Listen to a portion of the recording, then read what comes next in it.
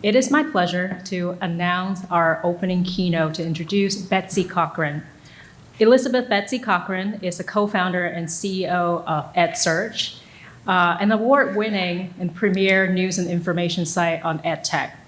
EdSurge is devoted to exploring the future of learning.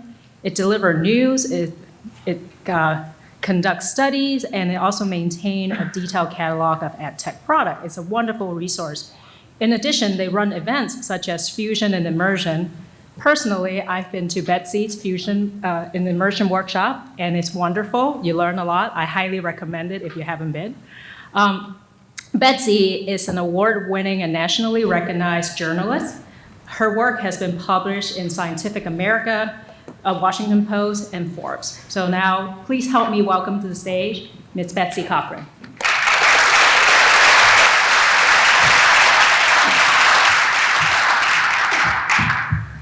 Good afternoon. Okay, we'll try it once more. Good afternoon. Oh, thank you. Thank you so much. And thank you so much for the lovely welcome. I'm thrilled to be here. You have a marvelously complicated and fascinating set of things that are lined up for you. And my role here is to kind of give you a view from 29,000 feet and hopefully make you ask a few questions about your own work, about where it fits in, and really trying to explore the context of what we're doing. Whoops, I'm gonna jump right ahead. First, just a question about you. Could you tell me how many folks here are with a university? Consider yourselves university researchers of some sort? Hand.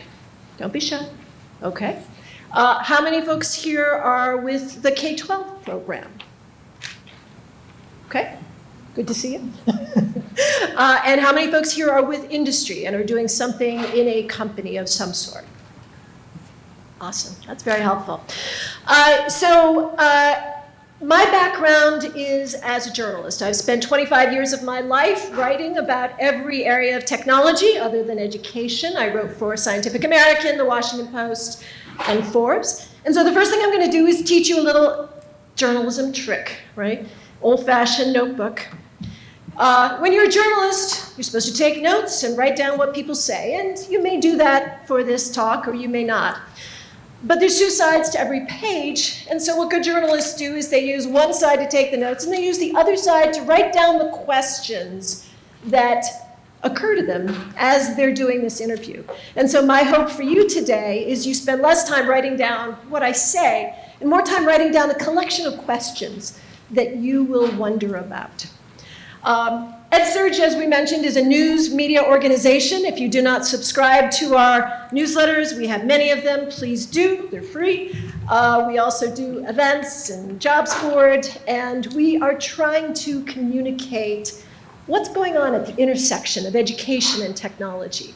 And so we started EdSurge to really explore that dynamic. As we saw new companies and new technologies coming up, we said, how can we help explain that technology to educators?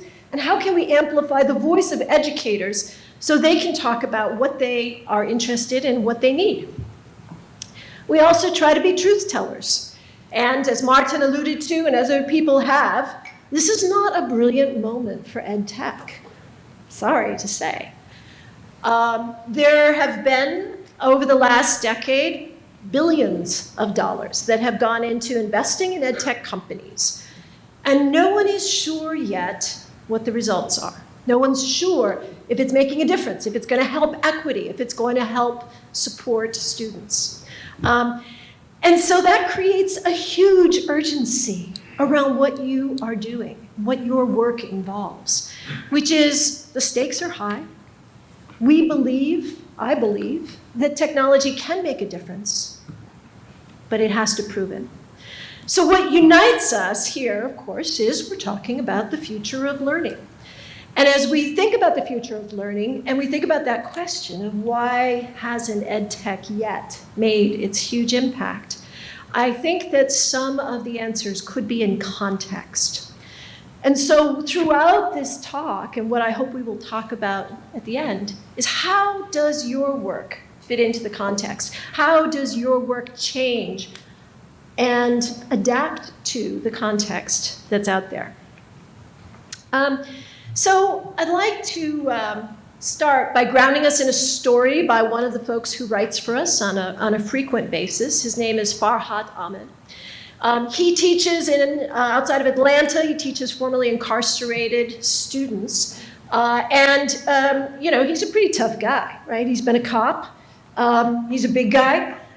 So he is familiar with these kids. He really aims to change their lives. And he's also an early adopter, loves EdTech tools. And so in this particular article, he describes how, he tries to give his kids an online assessment at the beginning of the year. Then he sits down, he does individual conferences with them. He sets them up with curriculum to really kind of address their issues and set up pathways to mastery. And this particular piece, he talks about his work with one kid, Andre, who scored low in sort of understanding inference in language or figurative language standards. And so Farhad set Andre up with a self-paced, carefully curated collection of videos and all that sort of stuff, all aimed at helping him understand what satire meant. And by the end of the unit, Andre could tell him what satire meant. Absolutely. He could describe it. But he utterly failed to pick it up in learning, in a context. So when he was handed a text and said, can you point to the part that's satirical? He couldn't do it, even though he could actually explain what satire was. And Farhad wrote, "The problem hit me like a ton of bricks. It wasn't the skill, it was the context. Even though I'd used technology to assess his strengths and weaknesses and use data to tailor the curriculum, I hadn't met Andre's needs." And so that question of context is very, very fundamental. And it starts with, I think, a very simple question, but a question that all designers, all people who are building something need to start with. Okay, who really is your learner? Who is the person that you are building for? The stats you guys know, and you probably know better than I do. We have an increasingly diverse community of students. We have students that are diverse in their geographies by states. California is the most linguistically diverse state in the country. Maine, a whole lot less so. When we're building our tools, how much are we thinking about the differences in the context of students in California, students in Maine? Talking about very, very different communities. As Farhad found, the cultural and economic experiences that a child has change how they come into the classroom, change how they are ready to learn. This was a cartoon that went seriously viral a year or so ago, which is to say that, kids are walking into the classroom with an awful lot more than just, how do I do the math? What's the problem set today? And there's another experience going on. We also see a community of students who are stepping up and doing things that we thought were the roles of adults. Greta Thunberg, 16 years old, hanging out here with Angela Merkel, because she is speaking at an international level about global warming and what does it mean. The students in Florida who are speaking out against gun control. So we have a collection of students who see a bigger role for themselves and maybe a bigger set of reasons why they care about learning than at least maybe I did when I was a student way back in school. There's a growing body of science around all of these issues. The science of learning development is really thinking about what are the factors, environmental, biological, historical, that are shaping learning. And if you haven't had a chance to sort of poke into that collection of materials, I highly recommend it. Or you can also explore it through other ways. This is actually a pretty fascinating project that a Washington State educator, Kristen Leong, who became a TED Ed innovator a year or two ago did, as she's calling a roll call. And she's trying to humanize all the statistics, remind people of the diversity in our schools. And so she asks students and teachers, what do you have in common? Why does it matter that you have things in common? So one of those questions that I'd love for you to ask yourselves is, as you are building EdTech tools, as you are doing your work, what do you have in common with the people who are using your work? What do you have in common, and why does it matter that you have things in common or don't have things in common? And how are you aware of the things you have in common and don't have in common with the people who are using your tools? So how does the learner shape your work? I'd like to talk about 3 elements: the role of educators, the role of their practices, and then the role of EdTech in thinking about these issues. So who are the educators? You ask Google and say, hey, show me a picture of an educator. This is literally the first one that came up, right? And Google, of course, is right. The average US K-12 teacher is white, female, 42 years old, and has 14 years of experience, which means that she probably went to school during the Clinton administration at a time when only 1/3 of America had a cell phone and no students had cell phones. And that's the experience that she's come out of. She now lives in a world where there's a lot of bandwidth. The amount of bandwidth available to schools has increased dramatically. Now, that doesn't mean that all that bandwidth is all being used for education, but there's a structure there. And what we are increasingly seeing is that teachers are responding to it.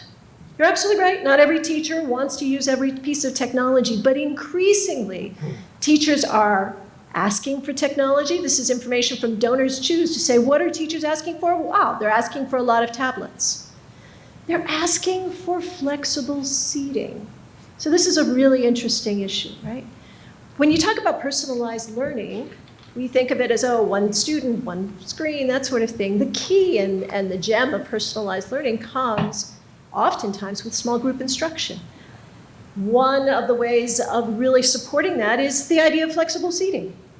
Not all schools are actually putting those elements in place, and so we have a growing number of teachers on Donors Choose who are actually asking for funding to help support what they want to do.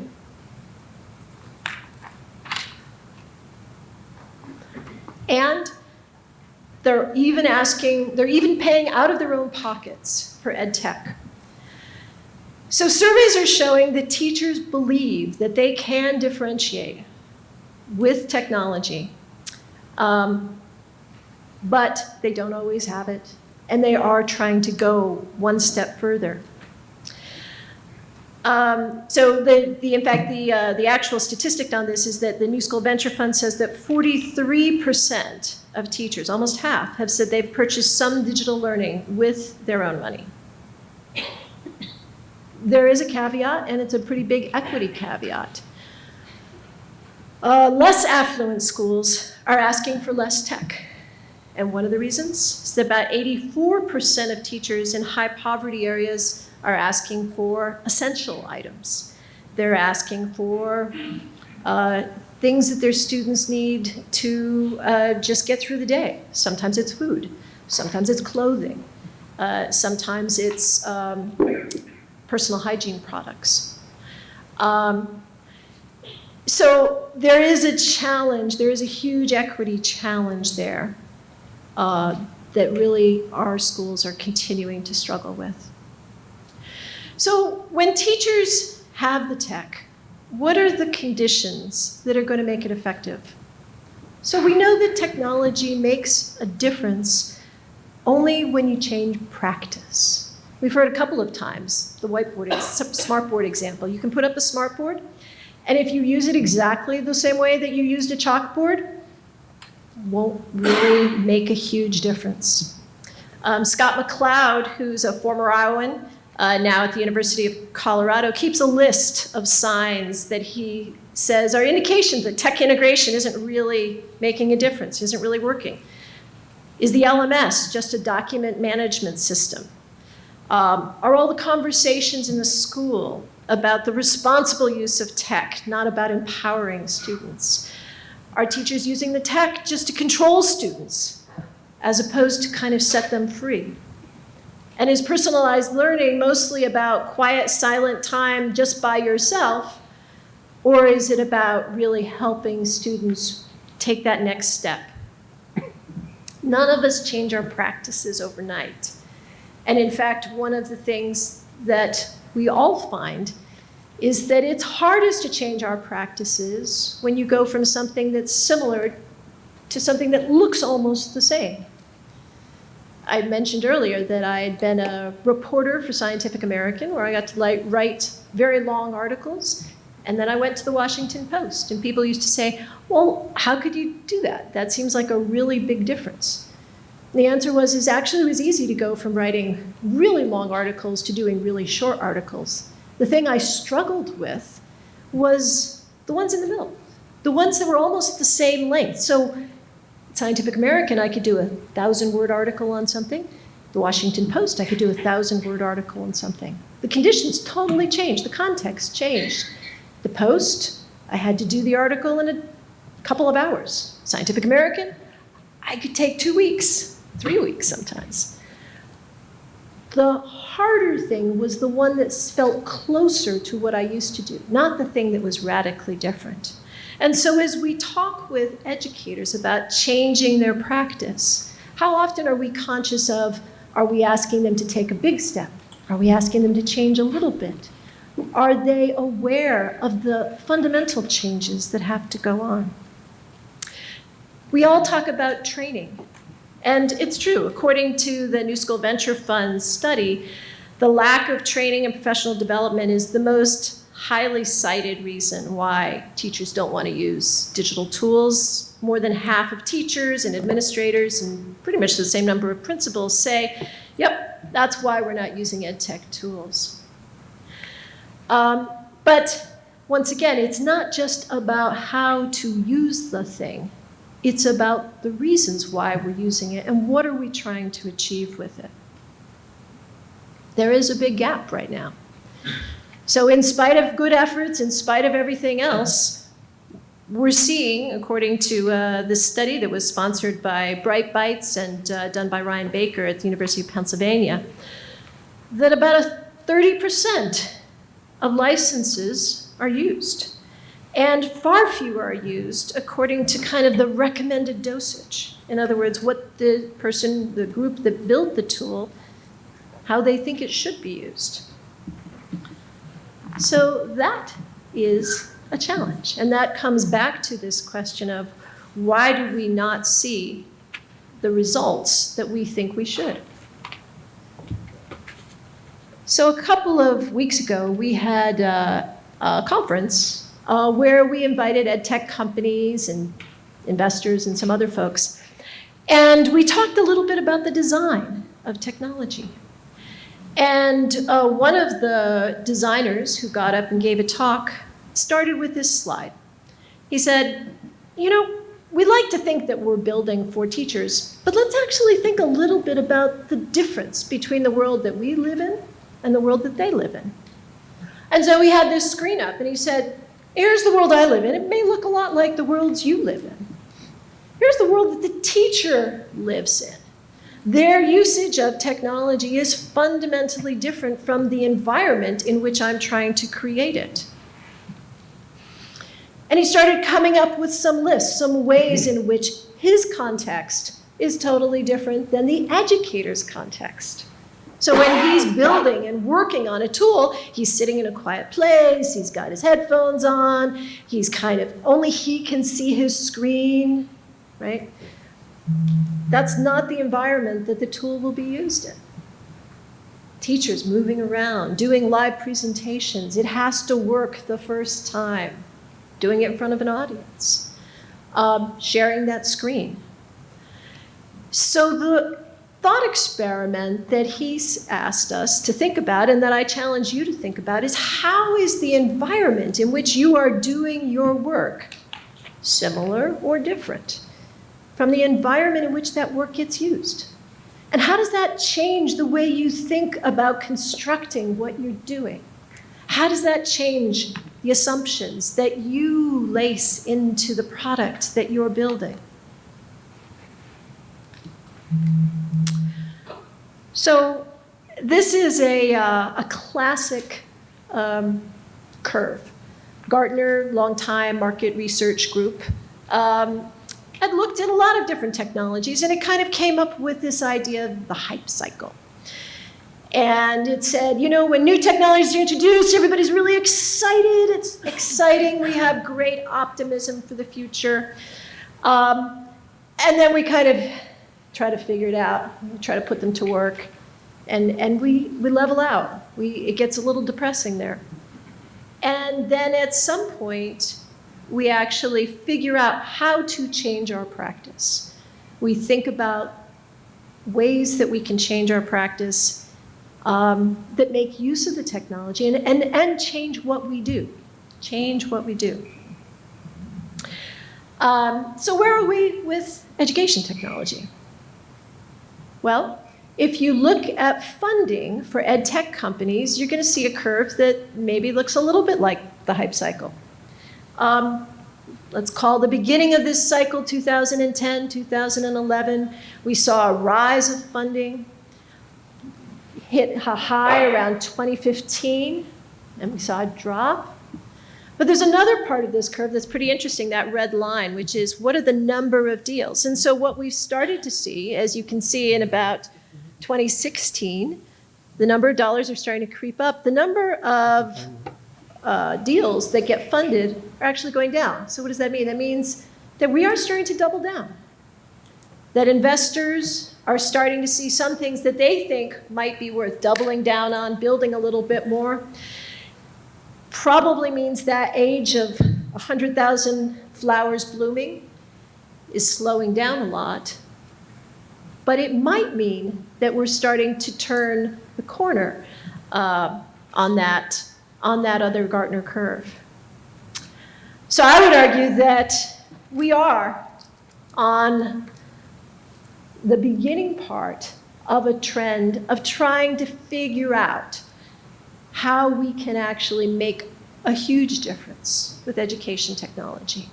It is unbelievably essential that we think hard about those users, about the students, their needs, who they are, what they're doing, and why they want to learn. It's really important that we understand the teachers and how they're using the technology and the environment in which they are working. And it's important that we start asking questions about what our assumptions are as we build those tools, as we build models, as we write the algorithms that say whether something is succeeding or not succeeding. What are the assumptions that we built into all of that? If we can do that, then I think that we can get to a much stronger place. So all of this also brings us to the role of efficacy research. So far, efficacy research has not been really helpful to educators. The New School Venture Fund survey that I mentioned earlier had a couple of kind of show-stopping numbers, right? When they asked teachers, principals, and administrators to pick the resource that they used most to choose EdTech tools, they said other teachers. When you asked, and by a lot, right? That's like 81% of teachers, 87% of principals, 84% of administrators. That's not a little number. By contrast, when you ask them if they're using evidence, they say, not so much. 18% of teachers. Okay, a third of principals, a little bit more than a third of administrators. So why is that so? Well, you guys probably know the answers to that better than I do. Some of it might go back to what research has meant in education. We had the What Works Clearinghouse, which had tried to turn to efficacy data in the form of experimental, quasi-experimental studies and randomized control studies. And sadly, randomized control studies have been really hard in education. It's different than medicine. We don't have well-controlled trials. We don't have all of the conditions under control. So when the Every Student Succeeds Act of 2015 came along, the government began to expand that burden of proof into different tiers of evidence. And that seems to hold some promise for EdTech companies to think about building portfolios of efficacy research. So we're starting to see companies think about how do we show different levels of evidence that will be meaningful to educators, that will be meaningful to administrators. There are a lot of technologies that are going to come into the classroom. It'll include AR and VR and AI and games and all of that terrific work. And they'll probably come into the classroom in the same way that they have in the past. Hero early adopter teachers will do everything they can to make something work. And we'll have starts and fits and trials. But what I hope you might take away from these remarks is something different, which is that the context of the classroom is changing. And how do we make sure that these tools are answering the needs of the learners, the needs of the educators, and the context in which we are? Here's another sort of thought experiment or example. We're seeing a tremendous amount of AI research coming out of China.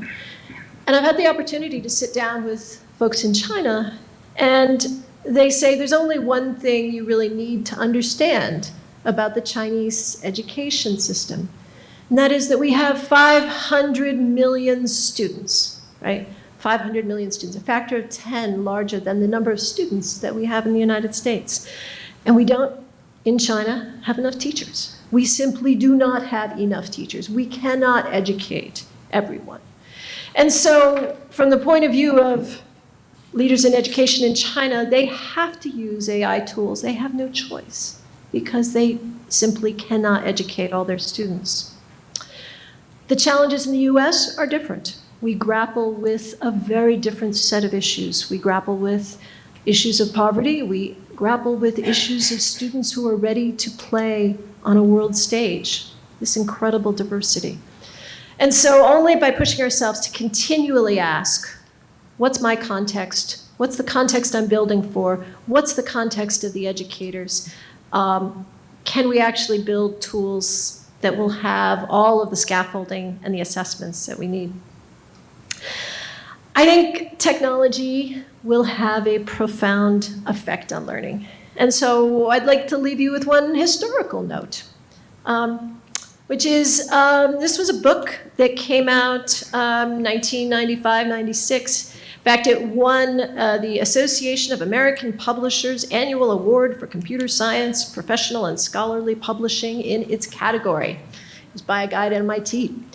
And he said that there was not a lot of evidence that computers made a difference in the workplace, right? Now, think about this for a moment. This was 1995. Right? 1995. So what happened? 1996, Netscape went public. All of a sudden, we started talking about URLs and web browsers and all that jazz. And our world started to change. Our practices started to change. If you're in a company now, imagine that you would start a company without using computers right now. And I would suggest that unless you're in a very high craft field, there's virtually no way that you would imagine doing your work, starting your business without computers. But as recently as 1995, some of the smartest minds in America couldn't see the benefit in productivity. So I believe that computers and technology, communications technology, all the things that we're doing will have a tremendous impact on education, and that we will climb up that curve. But once again, how does the work that you're doing today, right now, fit into the context, this incredible incredibly changing context of the students and the educators and the classrooms. And that's my question for you. Thank you very much.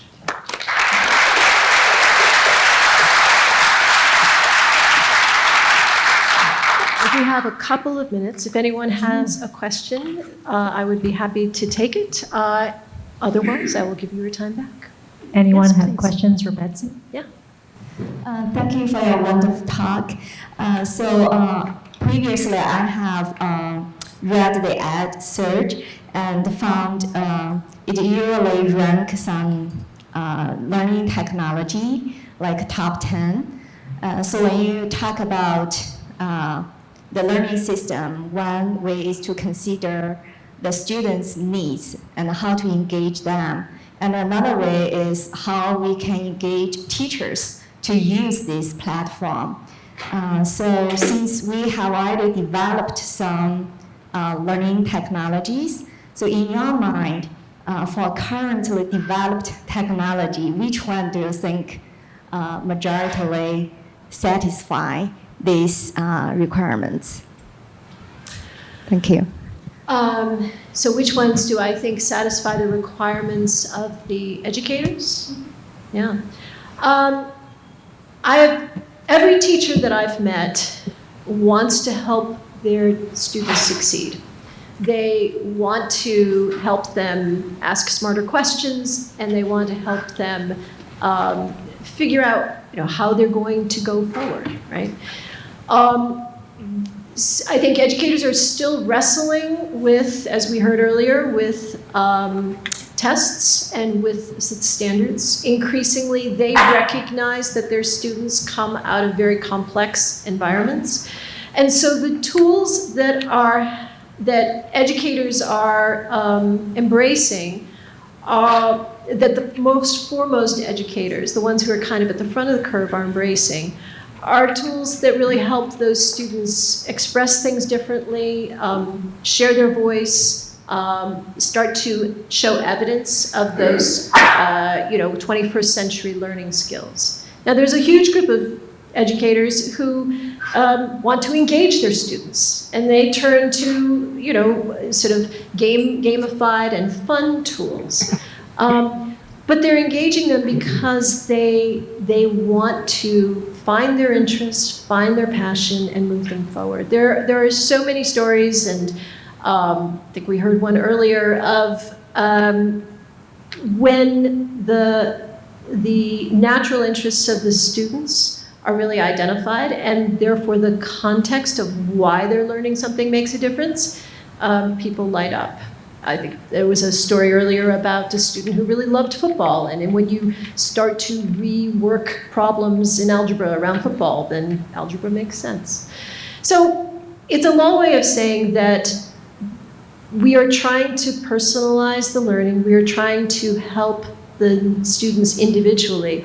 I don't know that there is one single magic tool that is going to make all the difference, but the more that these tools can support how students are communicating, how they are connecting, how they are understanding their real interests, the more those will be embraced by teachers. How much do you think the world of assessment has changed in the last 10 years, and how much do you think it will change in the next 10 years? That's a great question, and probably the question that hopefully the next 2 days will help to answer. From the point of view of teachers and, for that matter, even parents, assessments have become, they became incredibly high stakes over the last 2 administrations, and therefore entirely top of mind. The number of times, it's fascinating to hear you say that you're going to let students do part of the ACT and then do another part of the ACT, because it's become, not just the ACT, but the SATs, has become such an enormous constraint on schools and on learners that it has driven, what they learn. So my hope for assessment going forward is that instead of putting more shackles on students and saying these are the specific facts that you have to learn, it can help them, it can be more of a guidepost to trying to understand context. Again, I'm powerfully motivated by the story that Farhad started with, of a student who could explain what satire meant, but not actually identify it in context. And so to the extent that assessments can be that guidepost of here's how you can use the learning, as opposed to have you actually memorize that fact, they can be really powerful. But I think most educators might say that we have a little ways to go. Thank you very, very much for your attention. I really appreciate your time.